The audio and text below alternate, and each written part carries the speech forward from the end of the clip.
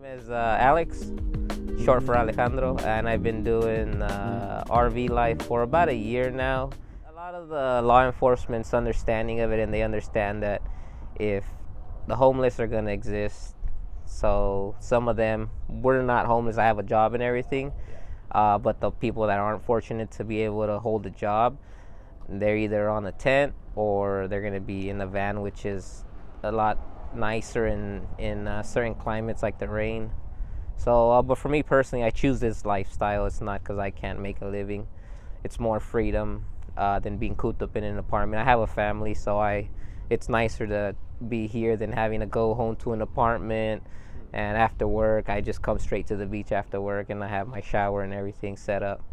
Yeah, there's some rules you got to work around, which is time schedule. So you have to think a little more stress because you have to be worried about who's around. At first, you're stressed because you're in the street, so you think there's a lot of bad people in the street. But it goes away after a while once you start to realize that it's just people trying to live their life and trying to make ends meet. It's not really people out trying to find people to hunt down and stuff like that. So once that gets off your mind, you're a little more calm. For me, it's been information from the communities more online than actually in person.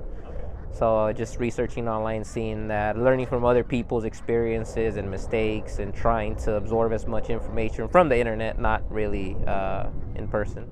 But yeah, for the people that are more social, I focus on my family, work, family, and try to enjoy the day. So I'm not as social as probably as everybody else. Yeah, so I work construction. So construction, I'm traveling. Right now I'm working 10 minutes away here in by Sports Arena.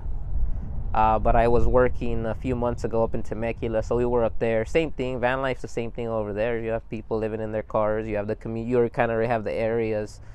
Obviously, you don't want to live in neighborhoods where people are constantly walking in the street, so you want to lay low. So industrial areas is a good spot where people go home and they don't care who's around at night because it's not where they sleep. Yeah, people are more protective over where their communities, where they live. It's somebody that they don't know, so it's understandable. And when you're parked right outside their house, they're worried about their families, and they think that people are out to doing sketchy stuff, which does exist. But for the most part, people leave you alone. Yeah. So yeah, for around neighborhoods, only if you're gonna stay overnight and leave. You get there when the sun's down, and you leave before the sun comes up. It's kind of like how you do it if you're gonna stay in the neighborhood. Yeah, it's a communications with the homeowners. Like before when I lived in an apartment, if I saw an RV, I was like, okay, they're here for a day, they're gonna leave in the morning. And I feel like people have the same mindset. If they see me leave in the morning, they'd be like, okay, they're doing the van life thing. But if they see me camp out for more than 1 day, 2 days, then they start to realize, okay, I gotta do something, or they're gonna start bunching up here.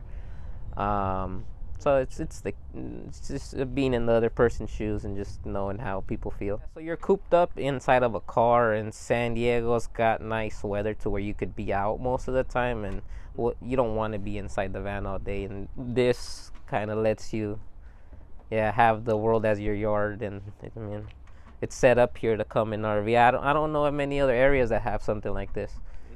At least on the coast. So you'll have Silver Strand, but then over there it's not free. You got to pay for parking and water hookups and the drain and all that. So that's another option. You could go down the campgrounds route, and that's like $30 a day, $900 a day, $900 a month, which is still cheaper than an apartment. Of course, you got to buy your rig and set it up.